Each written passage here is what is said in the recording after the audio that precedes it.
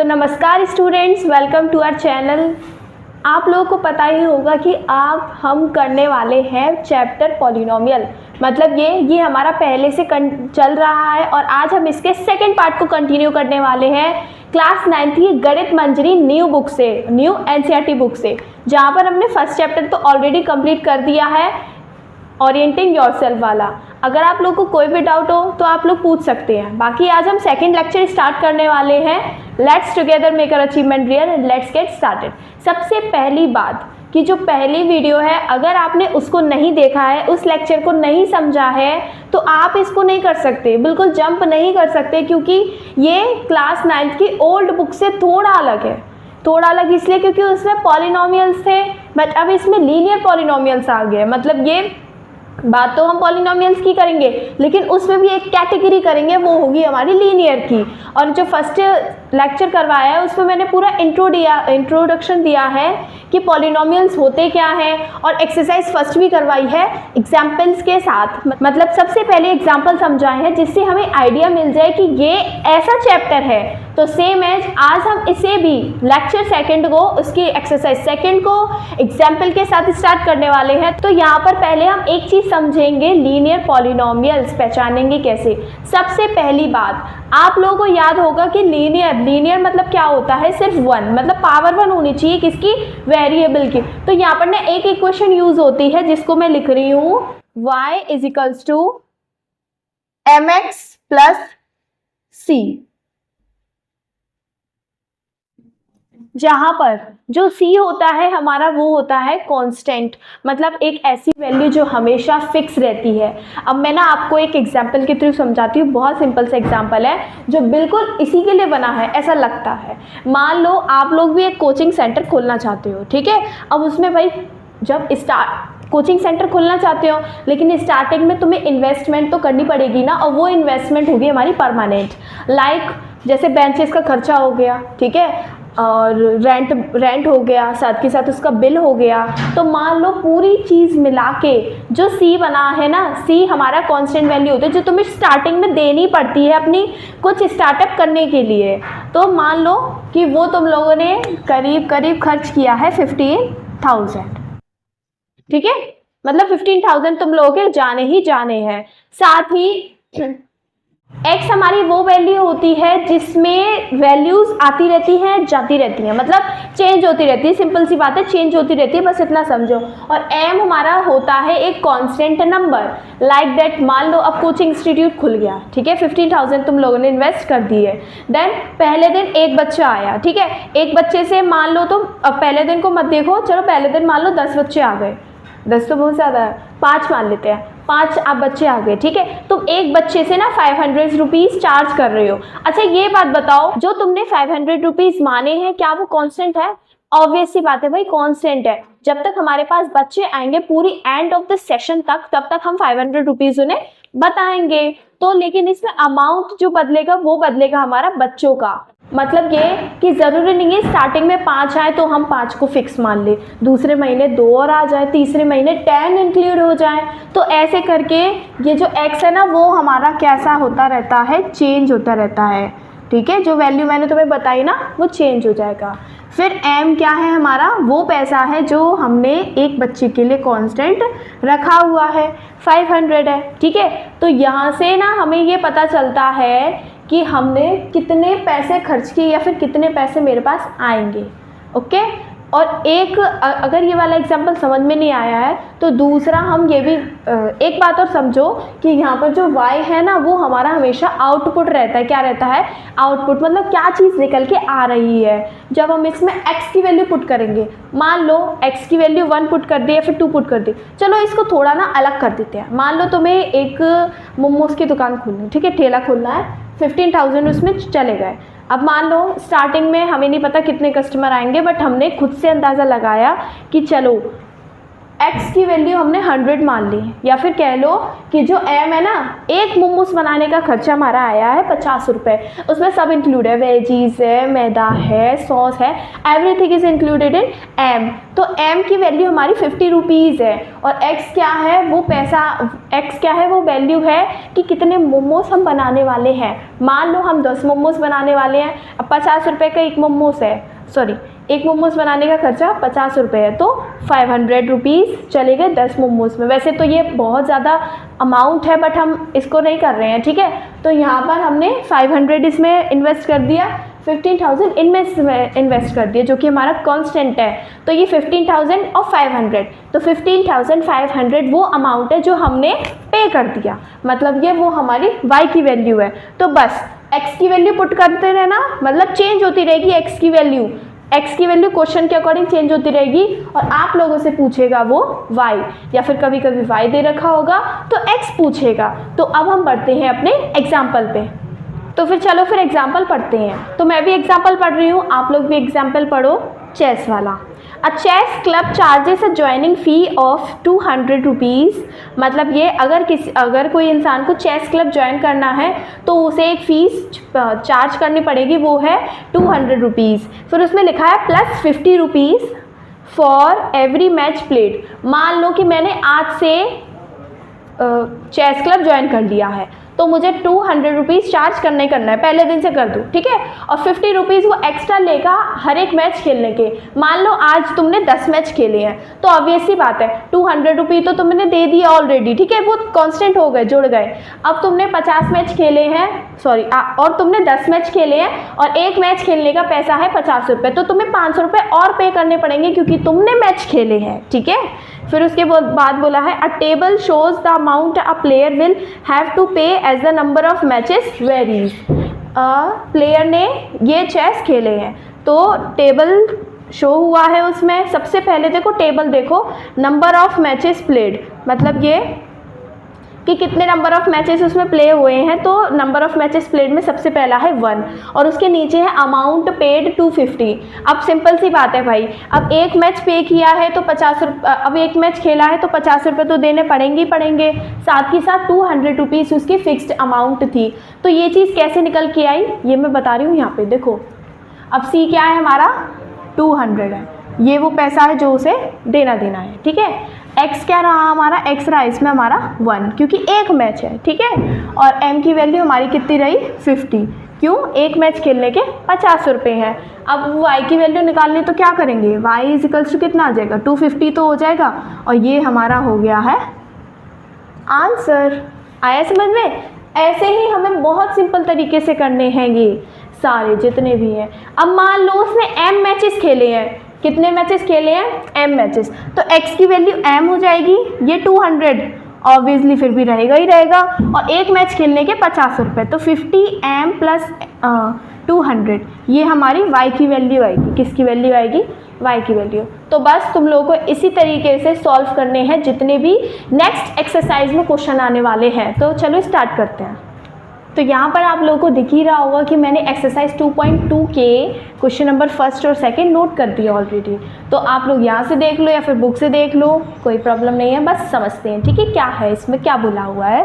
Find, सबसे पहली बात जो भी हमने कॉन्सेप्ट पढ़ा ना y equals to mx plus c का, वो भी इन दोनों क्वेश्चन में रिपीट ही नहीं हो रहा है, वो नेक्स्ट क्वेश्चन में आने वाला है। तो पहले इन दोनों को कर लेते हैं, बिल्कुल बेसिक क्वेश्चन है।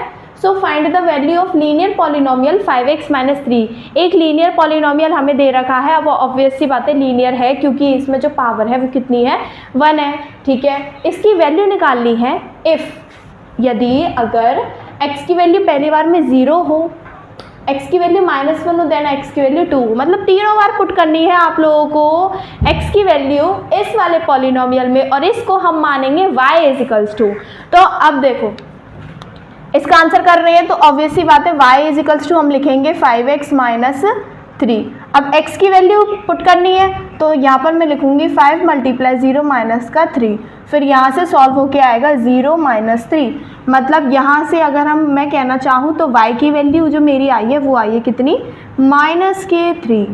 आया समझ में, दिख रहा है ना क्लियर। तो y की वैल्यू -3 आ गई सॉल्व करके। अब मेरे को ऐसा बिल्कुल नहीं लगता है कि इन दोनों को मुझे कराने की ज़रूरत है, बट फिर भी मैं सिर्फ और सिर्फ -1 का करा देती हूँ। 2 वाला आप लोग खुद करेंगे। तो -1 के लिए फिर से x की जगह पुट करना पड़ेगा, तो मैं लिख देती हूँ y = 5x - 3। पहले क्वेश्चन रखो, फिर 5 × -1 और -3, फिर क्या रखूँ -5 और -3। ऑब्वियस सी बात है -8 आने वाला है, तो पूरा आंसर लिख दो y = -8। हो गया? आया समझ में? इसमें कुछ ऐसा रॉकेट साइंस तो नहीं थी, बहुत सिंपल था, बस आप लोगों को x की वैल्यू पुट करनी है और यहाँ पर हमारा आंसर मौजूद है। Then next, find the value of the quadratic polynomial 7s² + -4x + 6। इसमें देखो आप लोगों को क्या करना है, क्वाड्रेटिक पॉलिनोमियल की वैल्यू निकालनी है, मतलब इसकी वैल्यू निकालनी है 7s² - 4x + 6। कैसे निकालेंगे? अब भाई फिर से s की वैल्यू, मतलब s दे रखा है तो s की वैल्यू 3 दे रखी है, एक एक करके पुट करते जाओ। तो मैं सबसे पहले s की वैल्यू 0 इसमें रखती हूँ, ठीक है? तो सिंपल सी बात है, y = रखना पड़ेगा मुझे 7 × s कितना है 0, 0 का स्क्वायर 0, y = 7 × 0। अब 0 क्यों आया? क्योंकि s की वैल्यू कितनी दे रखी है, 0 दे रखी है, और 0 का स्क्वायर 0 होता है। फिर है -4 और s कितना है हमारा, फिर से 0 है, और +6। हो गया ना कंप्लीट? फिर क्या है, 7 0s है 0, -4 0s है 0 और +6। अब आप लोगों को दिख रहा होगा, मैं यहाँ पे डायरेक्ट आंसर लिख देती हूँ, y की वैल्यू 6 आ रही है। 0 और 0 का भी तो कोई मोल नहीं है, तो इसलिए y की वैल्यू 6 हो गई। देन नेक्स्ट भी मैं कर रही हूँ, बट लास्ट वन आप लोग ही करोगे। तो फिर से y = रखो। अब क्योंकि 7 मल्टीप्लाई करो, 7 ऑलरेडी है, s की वैल्यू कितनी दे रखी है, -3 का होल स्क्वायर कितना होता है वो हम बाद में करेंगे, पहले इसको लिख लो। फिर है -4s, s कितना है हमारा, -3 है, और +6 है। आया समझ में? 7 मल्टीप्लाई -3 का स्क्वायर 9, फिर ये माइनस प्लस, और 3 4 12, +6 सॉल्व करो, 7 9 63, और +12 और 6 कितना होता है 18। तो यहाँ से जो मैं y की वैल्यू लिखने वाली हूँ, मैं लिखने वाली हूँ यहाँ से 81। तो ये y की वैल्यू हो गई, और ये भी हमारी y की वैल्यू हो गई। और ये वाला आप लोगों का होमवर्क है, सेम एज ये वाला भी आप लोगों का होमवर्क है। आप लोग मुझे कमेंट करके बताओगे, ठीक है? अगर आप लोगों को समझ में आ गया ना, तो आप मुझे अभी वीडियो को पॉज करो और कमेंट करके बताओ, क्योंकि इनको क्वेश्चनों को लिख के करने की नहीं, दिमाग में या फिर देख देख के करने की ज़रूरत है, क्योंकि ये क्वेश्चन बहुत ईजी है, आधे मार्क्स के आएंगे। चलो फिर अब बढ़ते हैं क्वेश्चन नंबर 3 पर। अब हम करने वाले हैं क्वेश्चन नंबर 3। अब देखो ज़रा, जो क्वेश्चन नंबर 3 है वो थोड़ा वर्ड प्रॉब्लम जैसा होने वाला है, तो रीड करते हैं। आप लोग भी रीड करो, मैं भी रीड करती हूँ। द प्रेजेंट एज ऑफ सालेल्स मदर, एक कैरेक्टर आ गया इसमें, एक नहीं 2 कैरेक्टर आ गए, एक तो सालेल खुद है और उसकी माँ है। तो प्रेजेंट एज ऑफ सालेल्स मदर, सबसे पहले ऐसे क्वेश्चन आया करे ना, तो आप लोग ना बस लास्ट में ये पढ़ा करो कि फाइंड करवाने को क्या बोला है। तो लास्ट में पहले पढ़ो फाइंड देयर प्रेजेंट एजेस। अब देयर का मतलब क्या हो गया, वही सालेल हो गया और उसकी माँ हो गई। तो हम ना एक काम करते हैं, जो फाइंड करना है ना वो हम लिख लेते हैं, ठीक है? लिखते चलो, बस जो चीज़ मिलती जा रही है ना लिखते चलो। अगर लिखोगे ना तो स्टेप मार्किंग की वजह से मार्क्स भी मिलते हैं। द प्रेजेंट एज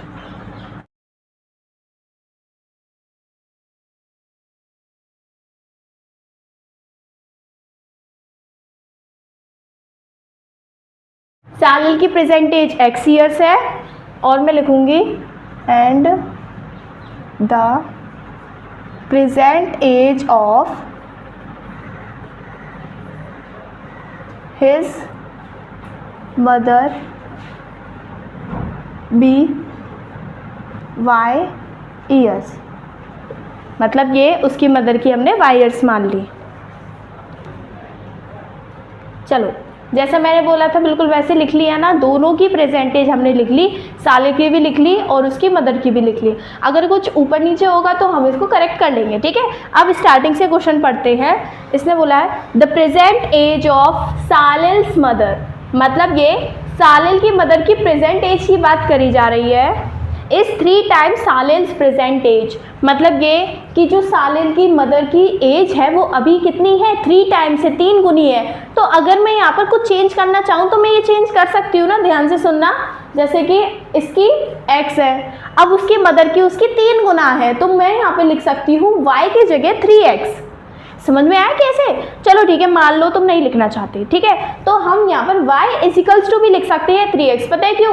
क्योंकि उसने बोला है उसकी मदर की जो एज है वो सालेल की एज की 3 गुनी। अब 3 गुनी का मतलब क्या है, इसमें मल्टीप्लाई कर दो x 3 का, तो x 3x हो जाएगा। क्या हो जाएगा? 3x हो जाएगा। तो मैं यहाँ पर ना y की जगह ना 3x लिख दे रही हूँ,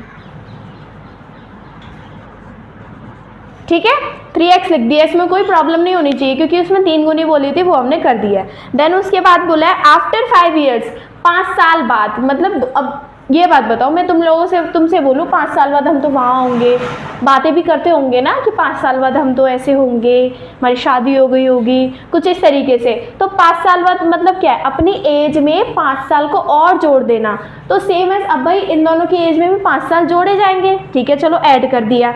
there ages will add up to 70 years, मतलब इसने खुद से बोल दिया है 5 साल बाद इनकी जो एज आएगी ना, दोनों की, मान लो 5 साल बाद ये एज आ गई, ये सालेल की और उसकी माँ की, तो दोनों को जब हम ऐड कर देते हैं तो उनका एडिशन भी 70 ईयर्स आता है। तो यहाँ पर ना पहले मैं लिखने वाली हूँ आफ्टर 5 ईयर्स, मतलब ये 5 साल बाद क्या होने वाला है कि x + 5 हो जाएगा, और दूसरी हो जाएगी, ये ईयर्स लिख देना, और दूसरी हमारी एज हो जाएगी 3x + 5 ईयर्स, ठीक है। अब इन दोनों को ऐड भी करना है, तो हम यहाँ पे लिख देते हैं according to question x + 5 + 3x + 5 = 70, ठीक है। x और x को ऐड करो 4x, और ये हो जाएगा मेरा 10, ये 70, तो माइनस कर दो 60, x की वैल्यू कितनी आएगी 15, मतलब ये अगर हम देखेंगे तो सालेल की जो एज है वो 15 साल है, तो सालेल्स एज 15 ईयर्स, और यहीं हम लिख दे क्या, मदर्स एज, तो कितनी आ जाएगी, 3 गुना कर दो इसका 45 ईयर्स, ठीक है। आया समझ में? हो गया। यहाँ पर हमने क्वेश्चन नंबर 3 कंप्लीट कर लिया। अब करते हैं क्वेश्चन नंबर 4। चलो क्वेश्चन नंबर 4 रीड करते हैं। The difference between 2 positive integers is 63, मतलब ये कि 2 पॉजिटिव इंटीजर दे रखे, उन दोनों का डिफरेंस बिटवीन 63 है। अब पॉजिटिव इंटीजर है, कुछ भी मान लो, हम x और y मान लेते हैं, ठीक है। तो मैं यहाँ पे लिख दूंगी let the positive integers be x and y।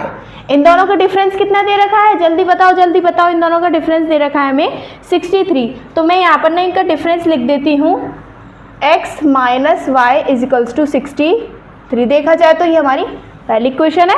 Second पढ़ते हैं। The ratio of the 2 integers is 2:5। अब अगर इन दोनों को हम रेशियो के रूप में लेके तो उनका आंसर आ रहा है 2:5। तो देखो ज़रा, यहीं पर बना देती हूँ, ठीक है। तो x/y = 2/5। तो मैं अगर यहाँ से करना चाहूँ ना तो ये चीज़ कर सकती हूँ कि जैसे कि देखो सिंपल सी बात है, इसको हमें सॉल्व कैसे करना है। ये हमारी एक इक्वेशन बनेगी, ये हमारी एक इक्वेशन बनेगी। किसी एक में से किसी एक की वैल्यू निकाल के उसमें पुट कर दो और आंसर हमारा क्या हो जाएगा, आ जाएगा। तो देखो एक काम करो कि यहाँ से ना x की वैल्यू निकालो, दिख तो रहा है ना, x की वैल्यू निकालो। यहाँ से बताती हूँ कैसे।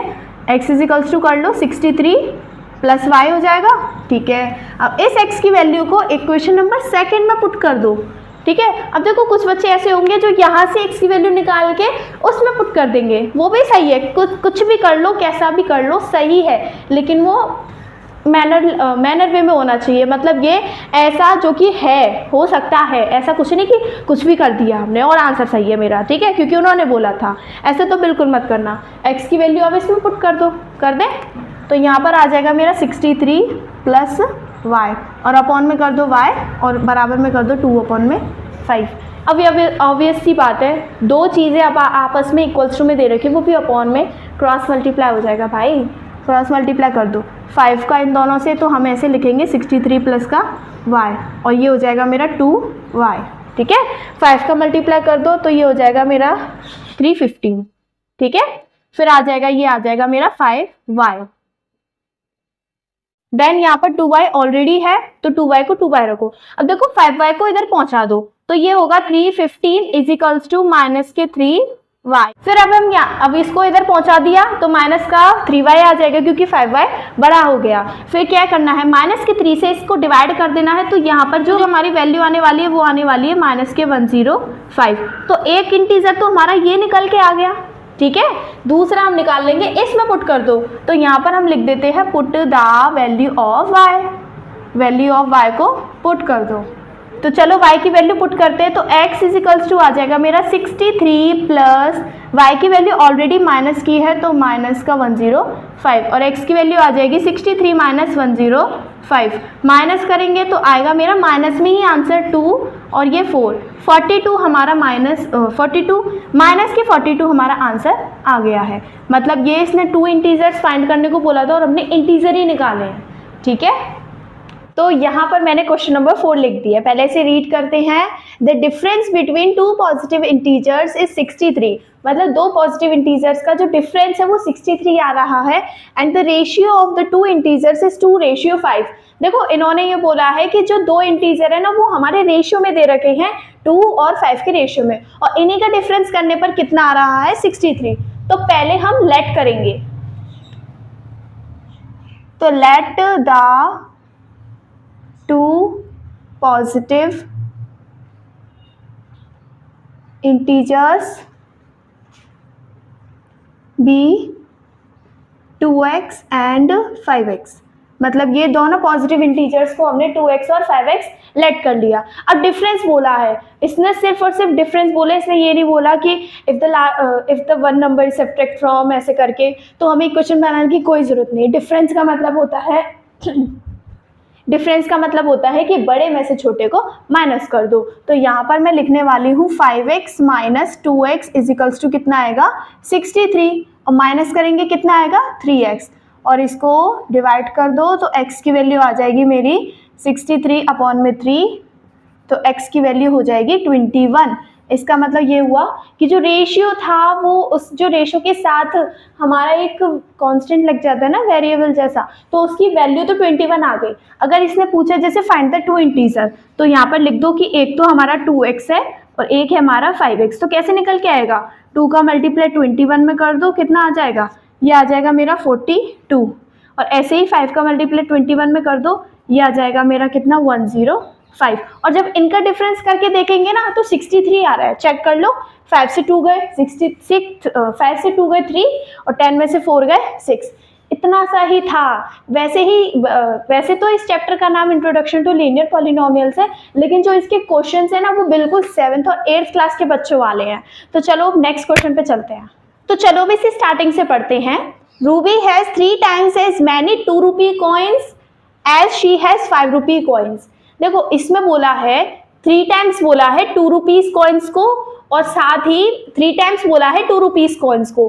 किसका मतलब ये किसका 3 times बोला है 2 rupees coins को, 5 मतलब ये देखो ध्यान से सुनना कि 5 रुपीज के कॉइन्स दे रखे हैं हमारे पास कुछ, वो हमारे पास अमाउंट है, ठीक है। तो जितने 5 रुपीज के कॉइन्स दे रखे हैं ना उसका 3 times कर दो तो वो दे रखे हैं हमारे 2 रुपीज कॉइन्स। जैसे कि मैं यहाँ पे मान लूँ कि 5 रुपीज के कॉइन्स होंगे कुछ और कुछ 2 रुपीज के कॉइन्स होंगे, ठीक है। तो इसने ये स्टार्टिंग में बोल दिया है कि 5 रुपीज के कॉइन्स इसके पास x है ना, और 2 रुपीज के कॉइन्स कितने बनते हैं जब हम 5 रुपीज के कॉइन्स का 3 times कर देते हैं। मतलब ये यहाँ पर अगर मैं लिखना चाहूँ तो ये लिखूंगी 3x, कितना लिखूंगी 3x, तो ये बनने वाली है ऐसी इक्वेशन हमारी। तो हम इसके लिए ना स्टेटमेंट से स्टार्ट करते हैं। तो मैं यहाँ पे लिखूंगी let the number of coins of 5 rupee coin, मतलब ये कि नंबर ऑफ कॉइन बताना है 5 रुपी कॉइन्स की कितने हैं x, कितने हैं x है, ठीक है। ये हमारे नंबर ऑफ कॉइन्स है। अब मुझे एक बात बताओ, अगर 5 रुपी कॉइन के x हो जाएंगे तो 2 रुपी के कितने हो जाएंगे 3x, क्योंकि उसको 3 times बोला है किसके 2 रुपीज के, ठीक है। तो यहाँ से हम फिर से लिख लेंगे let the number of coins of, अब यहाँ पे मैं लिखने वाली 2 रुपी कॉइन बी 3 x, ठीक है। अब यहाँ से ना एक ट्विस्ट स्टार्ट होने वाला है। देखो क्या कि हमें पता है इसमें बोला है, अच्छा अब मुझे एक बात बताओ कि मान लो मेरे पास एक सिक्का है और वो 2 रुपए का है, ठीक है। एक सिक्का है और वो कितने रुपए का है? 2 रुपए का। अगर मैं बोलूं कि मान लो वो 2 सिक्के हैं मेरे पास, किंतु मेरे पास एक कॉइन रुपी सिक्का है, वो 2 रुपए का है, ठीक है। अगर मान लो मेरे पास 2 सिक्के दोबारा से हैं तो वो 2 और 2 मिलके कितने हो गए? 4 हो गए। कैसे हो गए? 4 हो गए। या तो हम इसमें 2 2 जा मल्टीप्लाई कर दे या फिर हम 2 + 2 कर दे। चलो ठीक है, मान लो मैंने बोला 3 रुपीज कॉइन है तो कैसे आएगा? 6 आएगा। और तो ये 6 आया कैसे? जब हमने 2 का मल्टीप्लाई 3 में कर दिया, मतलब ये क्वांटिटी का मल्टीप्लाई रुपी में कर दिया कि वो 1 रुपए का सिक्का कितने का है, तो 2 3 जा 6। तो सेम ऐसे ही हमें ना इसमें करना पड़ेगा। अगर मैंने माना है कि 5 रुपए के कॉइन x है, ठीक है, अब हमें नहीं पता कितने कॉइन है, तो हम ये मान लेंगे कि कितने कॉइन होंगे, वो होंगे हमारे 5x। ऐसे ही हम इसका करेंगे तो ये बनेगा मेरा 6x। ध्यान से सुनना, हमें नहीं पता कि x कितने होने वाले हैं टोटल, लेकिन जितने भी होंगे उसका मल्टीप्लाई हमें 5 से तो करना पड़ेगा। अगर मान लो 10 कॉइन हुए तो कितने पैसे हो गए? 50 रुपए। क्योंकि यहाँ पर जो बोला है ना, if she has a total of 88 total rupees बोला है इसने, तो इसलिए हमें ना ये अमाउंट ना रुपीज में निकालनी पड़ेगी। अगर वो यूं बोल देती कि if she has a total coin 88, तो हमें क्या मजा ले कि मल्टीप्लाई करो, डायरेक्ट इन दोनों का करो, प्लस करो और डिवाइड कर दो, हो गया आराम से। लेकिन ना इसने स्पष्ट तरीके से बोल दिया कि रुपीज में आंसर लेकर आना है, तो हमें भी ना ये कॉइन्स को रुपीज में लिखना पड़ेगा। तो इसीलिए ये हो जाएगा मेरा रुपीज 5x और 6 का भी रुपीज 6x। आया समझ में? बस फिर क्या, इन दोनों को ऐड कर दो क्योंकि ये टोटल हमारे पैसे आ गए हैं। पैसों का टोटल करके 88 के बराबर लिख दो। तो हम यहाँ पे लिखेंगे 5x + 6x = 88। दोनों को ऐड करेंगे 11x आ जाएगा और 88 हो जाएगा। x की वैल्यू क्या आ जाएगी हमारे यहाँ से? 8। अब x की वैल्यू 8 आने का मतलब पता है क्या हो गया कि जो 5 रुपीज के कॉइन्स थे ना, वो टोटल कितने हैं? 8 है। कितने हैं टोटल? 8। और हमसे क्या पूछा है? How many coins does she have of each type. तो हम ना यहाँ से आंसर लिख सकते हैं कि 5 रुपी कॉइन कितने हैं? 8 हैं। ऐसे ही मेरे से पूछे 2 रुपी कॉइन, तो कितने थे? 3x थे, तो 3 मल्टीप्लाई कितना कर देंगे? 8, तो आंसर आ जाएगा 24। ठीक है, तो 8 कॉइन्स थे 5 के और 2 रुपीज के कॉइन्स कितने हैं हमारे पास? 24 है। और जब इनका पैसा निकाला जाएगा ना, तो टोटल जो आएगा ना वो इसके बराबर होगा 88 के। ठीक है, आ गया समझ में? तो अब इसके बाद करते हैं क्वेश्चन नंबर 6। तो चलो अब करते हैं क्वेश्चन नंबर 6।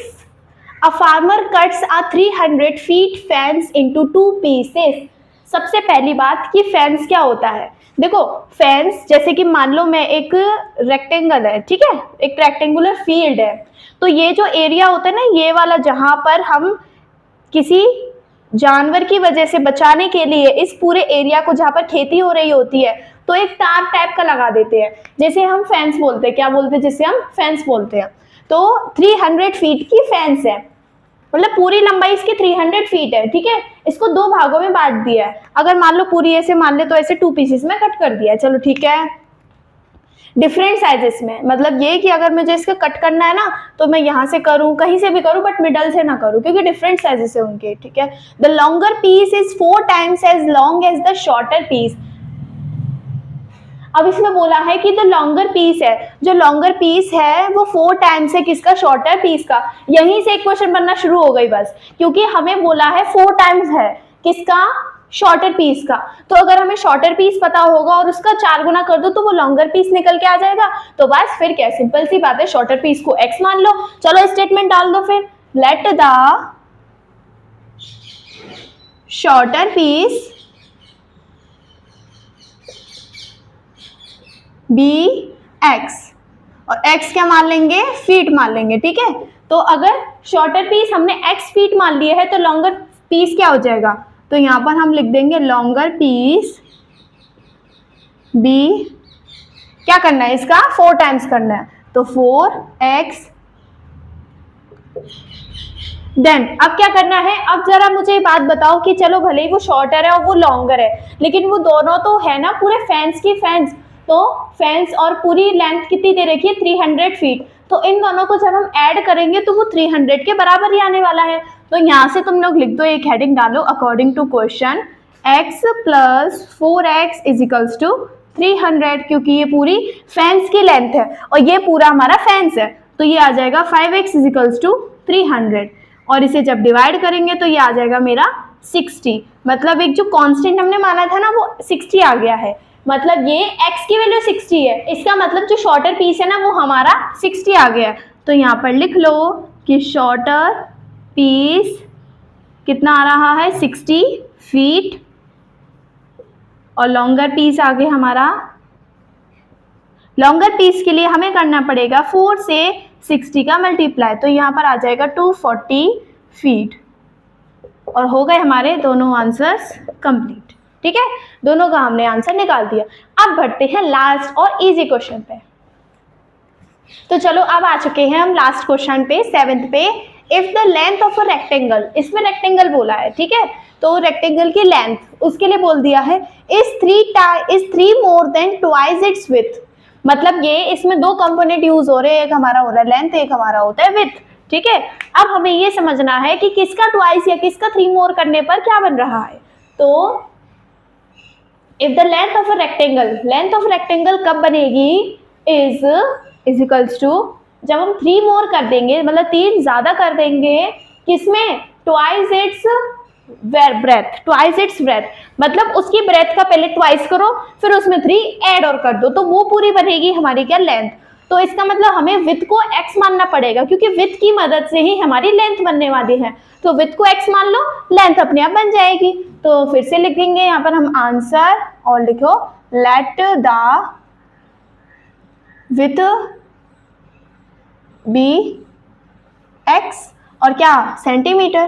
ठीक है, अगर हमारी विड्थ आ गई तो बस लिख दो यहाँ पे लेंथ बी, क्या बोला है इसमें, पूरा अच्छे से करते हैं, विड्थ का ट्वाइस करो, पहले ट्वाइस कर दिया, ठीक है, फिर इसमें 3 मोर देन कर दो, मतलब 3 प्लस कर दो, कर दिया, और ये बन गई हमारी लेंथ। ये हमारे लीनियर पॉलिनोमियल भले ही है 9th क्लास के नए नए चैप्टर्स आ गए हैं, लेकिन जो कॉन्सेप्ट यूज हो रहा है ना वो 7th और 8th क्लास का हो रहा है, वो भी जो पॉलिनोमियल्स होते थे ना लीनियर इक्वेशन वाले, बिल्कुल सेम वही है। सिंपल सी बात है कि उसमें हमने नॉर्मल क्वेश्चंस पढ़े थे, अब इसमें वर्ड प्रॉब्लम के थ्रू क्वेश्चंस पढ़ रहे हैं, मतलब पहले वर्ड प्रॉब्लम फिर क्वेश्चन उसकी इक्वेशन बनाओ देन सॉल्व करो। तो अब यहाँ पर हो गया है, ठीक है, चलो यहाँ पर कर दिया। And its perimeter is 24। First of all perimeter का फॉर्मूला सबको पता होना चाहिए कि पेरीमीटर ऑफ रेक्टेंगल होता क्या है, और सब लोग मुझे जल्दी जरूर बताएंगे कि होता क्या है। So what are the dimensions of the rectangle, मतलब तुम्हें लेंथ और ब्रेथ निकालनी है। अब देखो एक चीज तो दे रखी है ना पेरीमीटर, तो हम यहाँ पे लिख देंगे पेरीमीटर ऑफ रेक्टेंगल। मुझे ऐसा लगता है कि सब लोगों ने आंसर जरूर बताया होगा। तो पेरीमीटर ऑफ रेक्टेंगल, पहले हम इसकी मेजरमेंट लिखते हैं 24। कितना दे रखा है पेरीमीटर ऑफ रेक्टेंगल 24। अब पेरीमीटर ऑफ रेक्टेंगल का फॉर्मूला होता है 2 × L + B, ये हो गया। अब 2 ये रहा, व्हाट इज L, 2x + 3, तो लिख दो यहाँ पे 2x + 3, ब्रेथ कितना है x है, लिख दिया हमने, और इज इक्वल्स टू 24। अब देखो हम एक काम कर सकते हैं कि हम ना 2 को इधर ले जाएं और इसे डिवाइड कर देते हैं, ठीक है, फिर अंदर ब्रैकेट के जो x की वैल्यू है ना वो अलग सॉल्व हो जाएंगी। तो 2x और x कितना हो गया मेरा 3x, और ये प्लस का 3, और 2 से जब इसे डिवाइड कर देंगे तो ये बनेगा मेरा 12। क्या करो 3 को इधर ले जाके माइनस कर दो, तो 3x is equals to 12 - 3, 3x is equals to आ जाएगा 9, और यहां से x की वैल्यू आ जाएगी मेरी 3। हो गया सॉल्व, मतलब ये x की वैल्यू 3 आ गई। फिर इसने बोला है डायमेंशंस तो बताओ, तो लिख दो यहाँ पे लेंथ है हमारी कितनी, उसको सॉल्व करेंगे, लेंथ है हमारी 2x + 3, तो 2x + 3, क्या करो 2 × x की वैल्यू कितनी है 3 है, लिख दो यहाँ पे 3 + 3, फिर 2 × 3 = 6 + 3, ये आ जाएगी मेरी 9 सेंटीमीटर। और ब्रेथ लिख दो हमारी कितनी है, अब देखो भाई ब्रेथ तो तुम लोगों ने ऑलरेडी मान ही ली थी कितनी x है, तो x की वैल्यू लिख दो 3 सेंटीमीटर। हो गया हमारा यहाँ पे आंसर्स कंप्लीट। अच्छा ठीक है, डायमेंशन पूछी होती तो ये रहा आंसर, एरिया पूछा होता तो ये रही लेंथ, ये रही ब्रेथ, दोनों का मल्टीप्लाई कर दो और स्क्वायर यूनिट के साथ आंसर लिख दो। तो यहाँ पे हमने कंप्लीट कर चुके हैं सारे क्वेश्चंस एक्सरसाइज 2.2 के। नेक्स्ट वीडियो में हम करेंगे इसकी नेक्स्ट वाली एक्सरसाइज कॉन्सेप्ट के साथ, और बिल्कुल एक नया कॉन्सेप्ट स्टार्ट होने वाला है नेक्स्ट से। तो अपने माइंड को रिफ्रेश करो और आज तक का जो चैप्टर है उसे अच्छे से कंप्लीट कर लो, क्योंकि वो बहुत सिंपल है। नेक्स्ट वाला होने वाला है क्लास 9th के लेवल का चैप्टर, तो उसके लिए अपने आप को रेडी कर लो। और अगर कोई भी डाउट हो तो आप लोग मुझसे जरूर पूछ सकते हैं कमेंट सेक्शन में।